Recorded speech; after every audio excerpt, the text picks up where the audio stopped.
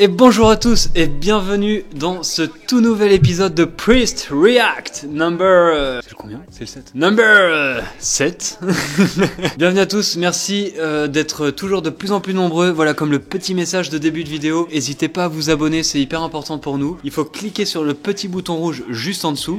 Et bien sûr, si t'aimes la vidéo, à la fin, tu pourras mettre un petit j'aime, laisser un petit commentaire, en parler autour de toi, et ça... c'est très chouette. Aujourd'hui, on va parler d'un sujet, comme vous l'avez vu dans le titre, qui est chaud bouillant. J'ai plein de questions pour Frère Jack. J'espère que je vais pas trop être gêné parce que ça va être un peu chaud, je vous l'avoue. Je me suis préparé toute la journée, j'espère que ça va le faire. On accueille Bro Jack.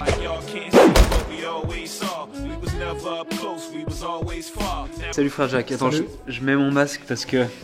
tu vois, la distanciation et tout ça, elle est pas trop respectée déjà. Ouais, on a pris des mesures, du coup on est obligé à cause du Covid. Mais en fait, je crois on s'en fout. Pause. Ceci est bien évidemment une blague, on ne s'en fout pas. On a pris toutes les précautions nécessaires, même si ça ne se voit pas sur la caméra. Nous avons été très préventifs. Simplement, nous voulions dédramatiser la situation qui est déjà bien assez anxiogène. N'ayons plus peur, prenons soin de nous et des autres. Bonne vidéo. Non, je suis là avec des mains. Mais du coup, si je te donne une bouteille et que tu bois tout du long, normalement c'est bon. Dans l'avion ça passe, je pense que là ça peut passer. Petite pub à la Coca-Cola, non? Ça va Coca, bien. Sponsorise direct. Ça va, ouais? Oui, je suis curieux de l'épisode de ce soir. Hein. Je crains un peu, à vrai dire. Alors, vraiment pour la première fois de tous les Priest React, c'est la première fois que je l'ai prévenu du thème, entre guillemets. Je lui ai pas montré la vidéo. C'est la première fois que je t'avertis d'une vidéo parce que j'étais obligé, tu vois, qu'il soit prêt psychologiquement à endurer tout ça. Bien, Saint-Esprit. Je suis désolé Frère Jack de ce que je te fais. Cette vidéo là qu'on s'apprête à voir, donc il y a un clip de Cardi B, enfin une chanson de Cardi B, elle est beaucoup trop choquant. Bon, c'est parti direct, on n'attend pas là, parce qu'après j'ai trop de questions. On y va. C'est parti. Oh mon Dieu. Oh mon Dieu.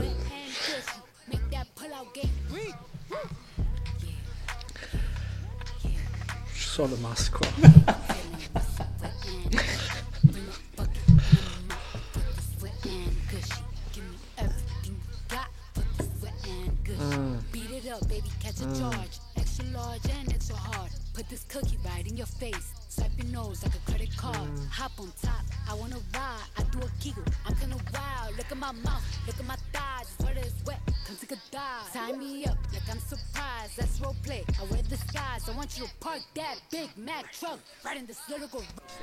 Tu remarqueras que tu peux même pas fermer les yeux, c'est pire à écouter les paroles. Okay.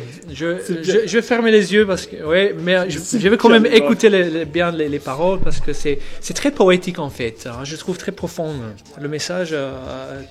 Je sens que ça élève mon âme vers des choses sublimes. Et continue.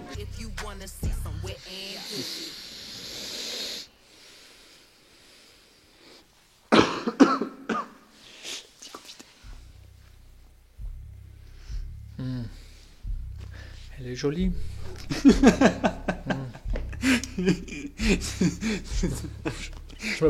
Ça protège du Covid et d'autres. Est-ce que ça change ou ça continue? Est-ce que j'ai capté le message ou pas? Tu veux qu'on arrête? Je crois que j'ai capté. Il y a 200 millions de vues, quoi. Ouais. 200 millions de vues. Après, c'est hyper provoquant aussi, donc c'est normal que c'est un peu buzzé, tu vois. Est-ce que tu arrives à expliquer un peu pourquoi il y a des clips comme ça, tu vois? Qu'est-ce que toi t'en déduis de la genèse? Bon, ça touche nos désirs sexuels, quoi. Les images, les paroles. Évidemment, ça aussi, ça enflamme un peu le côté, les appétits, quoi. On est des êtres sexuels, sexués, et donc voilà, c'est enraciné en nous, c'est profond.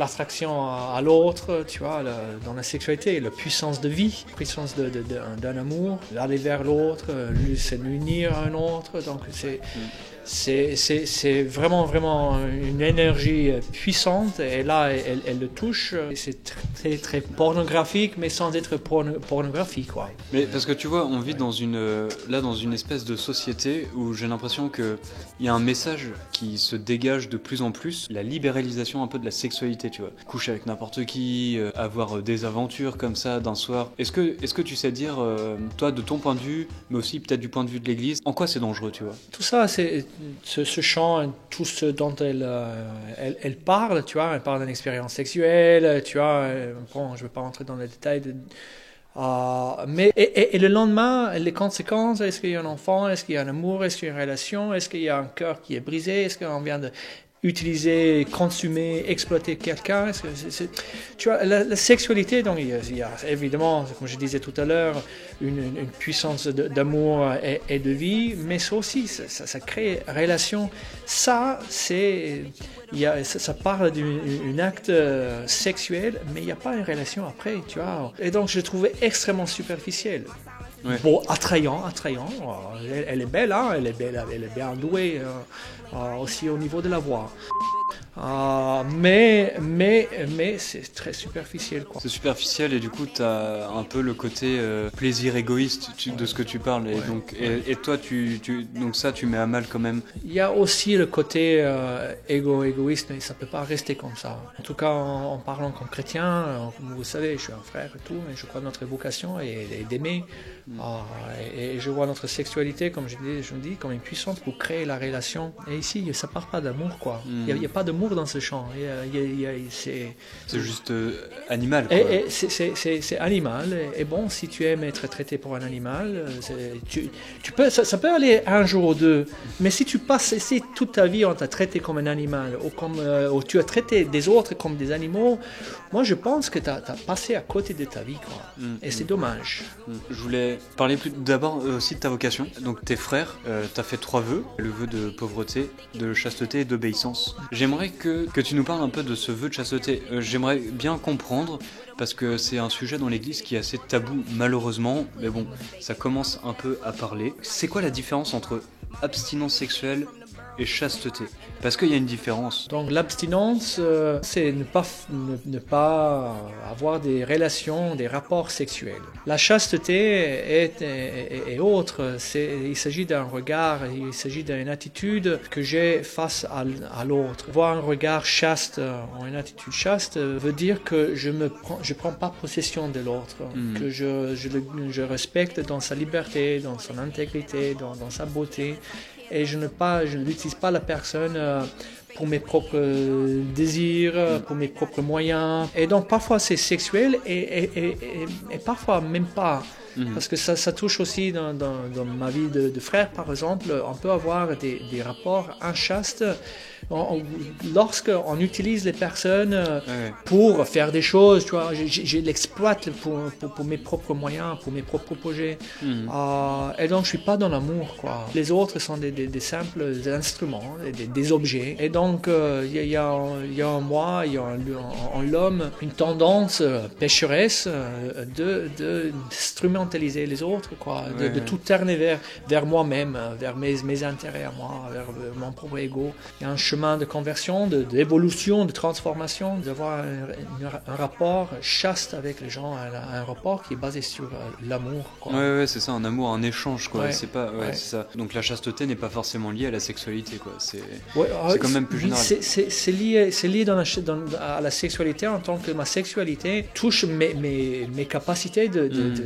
relation, d'être en relation avec les autres, tu vois.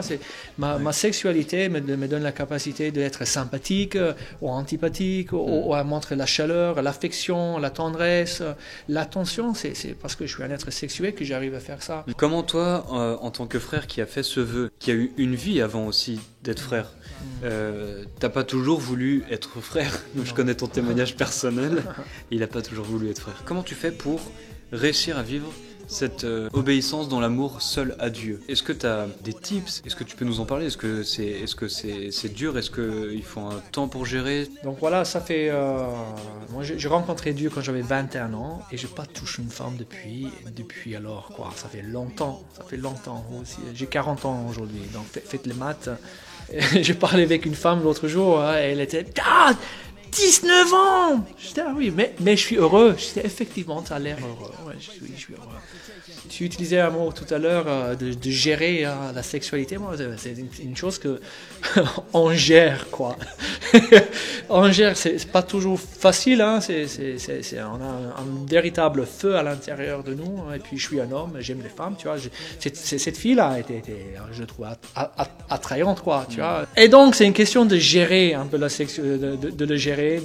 Ça s'inscrit dans un chemin, dans un cheminement. La façon que je vis ma sexualité à 40 ans n'est pas du tout la même que quand j'avais 20 ans ou vers 25. Il y a des choses à éviter, évidemment, tu vois. Je peux pas passer mon temps à regarder des films des clips comme celui-là. Ça m'aide pas à avoir un bon regard sur les femmes, sur les filles, sur la sexualité, etc. Je cours. Je joue la batterie. Tu vois, les énergies, il faut les bien diriger, il faut faire quelque chose. Tu vois, le roi David, il a fait une grosse bêtise, l'adultère, il s'est couché avec quelqu'un parce qu'il faisait rien un après-midi. Tu vois, l'oisiveté n'est jamais bon. Mais ce qui m'a véritablement sauvé, c'était l'expérience de l'amour de Dieu qui m'a montré l'amour, quoi, qui m'a aimé malgré mon laideur de l'époque, quoi. L'expérience de l'amour de Dieu qui m'a touché et qui a fait qu'aujourd'hui j'ai envie d'aimer véritablement, pas de manière superficielle. Tu vois, cette fille-là, elle est magnifique. Moi, je me demande son père, qu'est-ce qu'il en pense, ses frères, si un jour elle a un enfant, qu'est-ce que... Tu vois, elle a déjà un enfant, et tu vois... Ouais. Mais bon, peut-être pas pour elle, je sais pas, mais après, voilà, c'est peut-être, tu vois, de faire ça aussi, c'est peut-être l'amour de l'argent, tu vois, parce qu'elle va gagner à être célèbre, elle est célèbre. Encore mais nous aussi, hein. Tu vois, abonnez-vous, hein, abonnez-vous. Frère Jack, c'est un frère qui reste pas enfermé dans son couvent. Quand j'habitais ici, pour ceux qui n'ont pas vu ce témoignage où je parle de ça, allez voir l'épisode 3 du couvent Saint-Antoine. Quand j'ai vécu ici, on partait souvent avec des jeunes, et dans les rues, parler, faire de la musique, parler à des gens. Et toi, tu fais souvent ça, très souvent ça. Et tu vas voir aussi des prostituées, et tu vas leur parler sans pour autant faire du prosélytisme. Tu y vas pour parler de Dieu, parce que c'est ce qui t'anime, c'est ton amour pour Dieu. Mais tu fais pas non plus convertissez-vous, vous allez mourir. Est-ce que tu peux nous parler un peu de ces expériences-là ? Je suis un peu curieux de savoir qu'est-ce qui se passe quand tu vas voir une prostituée dans la rue. Comment tu l'abordes, tu vois ? Parce que ça se trouve, elle croit que t'es un client, je sais pas. Donc j'aborde les femmes qui travaillent sur la rue, pas derrière les vitrines. Je l'ai fait ça une fois, je le ferai jamais plus. Je suis pas assez fort pour faire ça. On a envoyé des filles à aller parler aux femmes, mais par contre ceux qui travaillent sur la rue, normalement ils sont assez très réceptifs. Ils comprennent. D'abord elles me prennent pour un client. Et puis, une fois qu'ils voient que je suis un frère, ils ont aussi le sens parfois de se couvrir, etc. On le fait toujours à deux, hein, je jamais fait tout seul. Et donc, voilà, qu'est-ce qu'on fait, hein, tout simplement, on leur donne, parfois j'ai un espèce de collier sur mon cou, et donc j'enlève le collier et je le présente à la femme, parce qu'il y a un petit croix sur le collier. Hein, donc, garde ça pour toi, que Jésus te protège, t'aide à trouver quelque chose un peu plus digne de toi. Et puis, il y a eu plusieurs témoignages des femmes qui sont là parce qu'ils ont un enfant au pays, ils galèrent financièrement, donc ils viennent en Europe, ils gagnent un peu de sous rapidement, puis ils retournent chez eux. Donc voilà, c'est assez lourd. Mais puis, si en ville, oui, je vais à la rencontre des gens en ville, au skatepark, et je trouve un monde qui a soif de Dieu. La question de Dieu n'est pas disparue, pas du tout. Tu sais, la dernière fois, Priest React, il m'a fait voir une vidéo sur les tatouages. Et j'étais en ville et j'ai rencontré le type qui m'a tatoué. Je l'ai rencontré, et je l'ai rencontré. Mais il y a deux, trois soirs, lui avec ses deux collègues, et c'était magnifique. On a parlé 3 heures de Dieu, sur la vie, la religion. Et lui, athée, mais son collègue aussi tatoué un peu partout, etc. Et il a confessé, il a avoué devant son mec, non, je crois en Dieu. Quoi? Je crois en Dieu parce que quand j'étais enfant, ça me faisait du bien, il y a quelque chose. Et le type, il a halluciné, il dit, mais comment? Toi, tu vois, je ne connais même pas. La question de Dieu, la question religieuse n'est pas du tout disparue. Et donc, en étant dans le monde, je suis là comme une présence chrétienne, justement comme parfois un petit rappel, ou parfois pour aider les gens à poser quelques questions en plus, tu vois, sur la vie, où on est, où on va, le pourquoi, et déchiffrer un peu la présence de Dieu dans sa propre vie. Tout à l'heure, tu parlais, donc je t'avais posé la question de savoir comment t'arrivais à gérer, toi de ton côté, avec ton vœu de chasteté que tu as fait, de gérer la sexualité de manière générale. Il y a beaucoup de choses qui sont passées dans l'église et qui ressortent maintenant, et heureusement que ça ressort, c'est comme du pu qui est évacué, parce qu'il fallait que ça soit évacué et ça risque de continuer. Qu'est-ce que tu penses du débat qui est né de ça, qui est le mariage des prêtres? Est-ce qu'on peut en parler 5 minutes? Allez. Sujet, je suis désolé. Ok, qu'est-ce que tu veux savoir? Sujet compliqué, mais tous les non-chrétiens, évidemment, pour eux, ils disent, mais oui, les prêtres, pourquoi pas? Est-ce que t'es pour ou contre? Moi, je me marierai pas. J'aime énormément mon célibat. Énormément. Ça me donne une liberté. Les couples mariés seraient jaloux de moi. En tout cas, j'aime énormément mon célibat et je ne le vis pas comme une castration ou comme une imposition donnée par l'Église. Au contraire, je le vis comme un don que je donne à un Dieu, le don de moi-même à un Dieu qui m'a appelé. Et donc j'aime énormément l'idée d'être marié à Dieu, d'avoir donné mon corps, mon être, ma vie, mon tout à celui qui m'a sauvé, qui m'a appelé. Et donc pour les gens dans le monde, tu me parlais tout à l'heure des gens que je rencontre dans la ville, c'est extrêmement interpellant mon célibat. Chaque fois, si je me trouve dans un bar, après 10 minutes, 15 minutes, 30 minutes, certains, ils vont me poser la question sur la sexualité. C'est d'une puissance prophétique. C'est un signe vraiment, vraiment fort qui dit que nous pouvons être heureux quand Dieu seul, quoi. Et je n'ai pas besoin d'avoir beaucoup de relations sexuelles, etc. pour être heureux. J'ai besoin de Dieu et ma vie, jusqu'à présent, témoigne plus ou moins de ça. Plus ou moins, mais bref, je suis toujours là. Et donc, pour revenir à ta question, le mariage des prêtres, moi, je ne me marierai pas. Dans l'église catholique, mon cher Benjamin, nous avons des prêtres mariés. Oui, mais c'est rare. Non, il y a dans les catholiques coptes, mais oui, catholiques... Voilà. Mais par chez nous, en Europe, c'est dans très rare. Dans le rite latin, dont nous faisons partie... On va les perdre. Ah oui, il faut quand ça même... fera une autre vidéo, parce que là... Pour faire bref, donc, dans l'église catholique, nous avons aussi des prêtres mariés.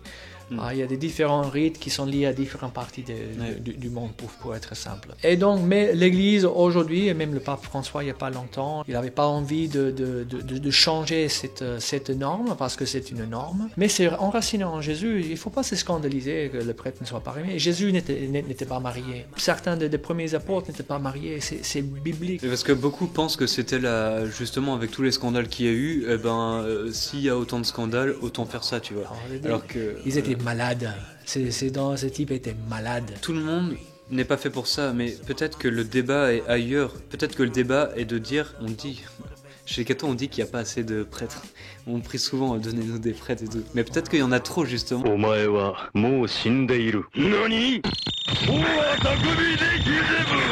Parce qu'il y en a pas des bons partout. Pardon, excusez-moi. Aïe, je vais me prendre des taquets là.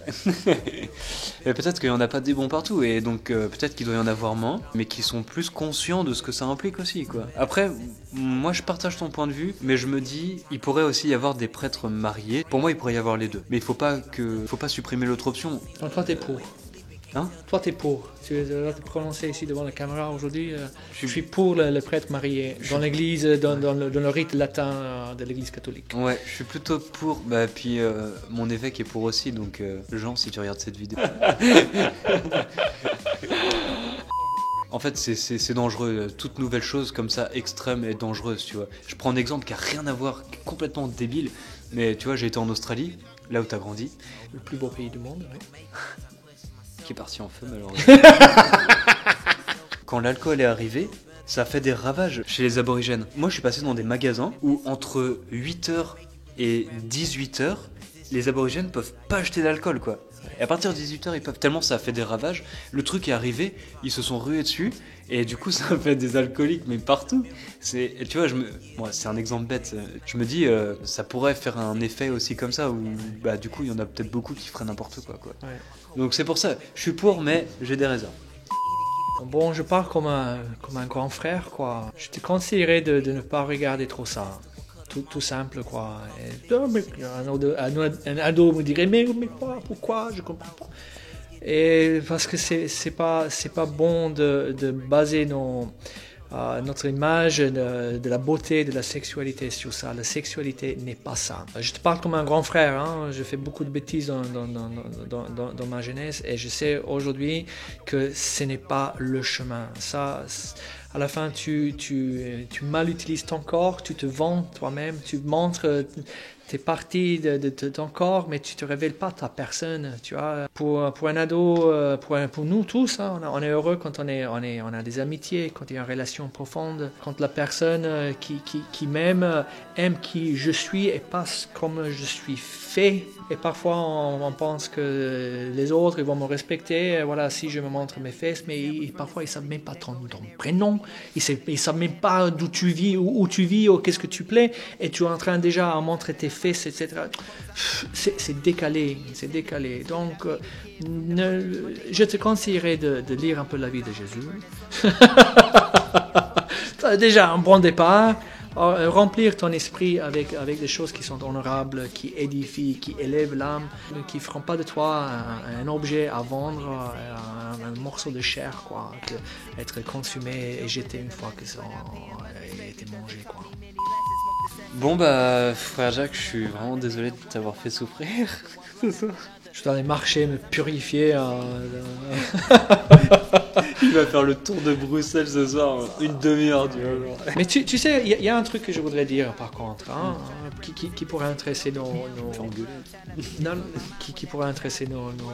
viewers, comment on dit, nos auditeurs, notre public, quoi. La communauté qui nous regarde.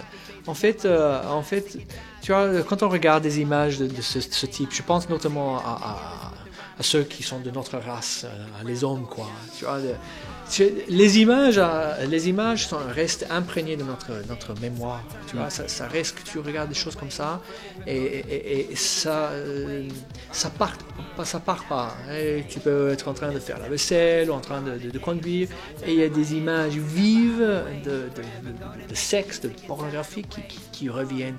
C'est un véritable drame pour nous, les hommes qui ont passé par ça, qui ont bu de cette, qui se fait intoxiquer de tout ça. Ensuite, de se libérer de ça, de se purifier de cela. Et une bonne nouvelle, Jésus est capable de nous libérer, de purifier de tout ça. Je témoigne. Bon, on s'arrête là du coup là pour ce soir. Oui, c'est bon. C'est déjà 30 minutes. Bon, merci d'être resté jusqu'au bout. Merci d'avoir regardé. Merci de suivre à chaque fois les Priest React avec Bro Jack. Et j'essaye de pas trop l'user parce qu'après il voudra plus revenir. Je vais être obligé de chercher quelqu'un d'autre. Abonnez-vous. Je suis trop fatigué. Ciao les gars.